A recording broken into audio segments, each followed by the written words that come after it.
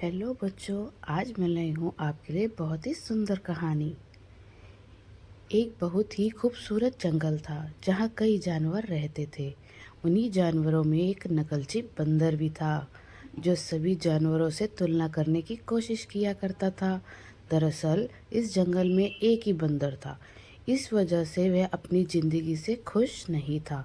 रोज़ाना पेड़ों पे उछल कूद से उसके दिन की शुरुआत होती, लेकिन जैसे ही वह किसी जानवर को देखता तो उसके जैसे बनने की कोशिश में लग जाता।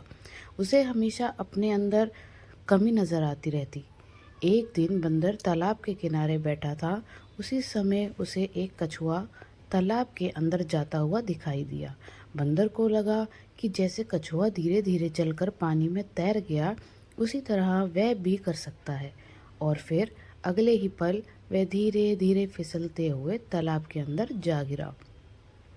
तालाब में गिरने से उसे तैरने में परेशानी होने लगी। जैसे तैसे करके वह तालाब के दलदल से बचकर बाहर आ गया, लेकिन इस घटना ने बंदर को अंदर से डरा दिया था। धीरे धीरे बंदर के अंदर निराशा आने लगी, क्योंकि वह किसी भी जानवर की तरह गुणवान नहीं था। दरअसल जंगल में सभी जानवरों की अलग अलग खासियत होती है, लेकिन बंदर अपनी क्षमताओं से बेखबर बाहरी दुनिया में अपनी काबिलियत तलाश रहा था। सभी जगह से असफल होने के बाद बंदर को लगने लगा कि उसे किसी और जगह जाना चाहिए, ताकि वह अपने जीवन की पूरी संभावनाओं तक पहुंच सके।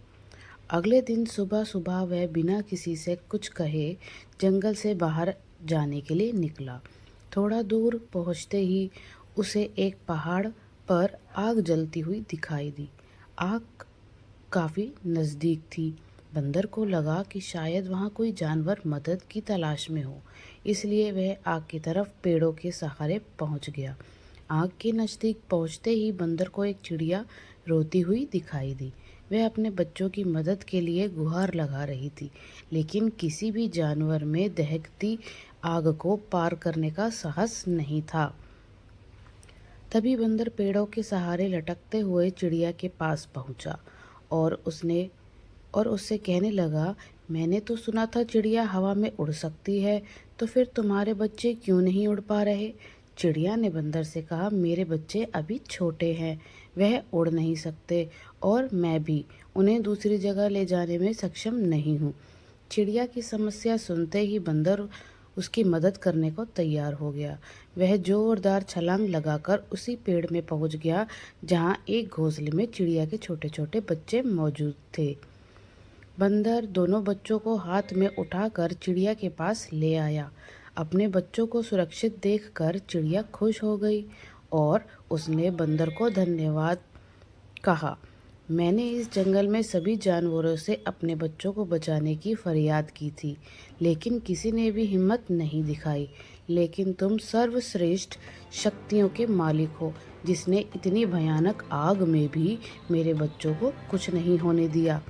चिड़िया के मुंह से बंदर अपनी तारीफ सुनकर खुश हो गया। दरअसल आज तक जंगल में बंदर से किसी ने बात भी नहीं की थी।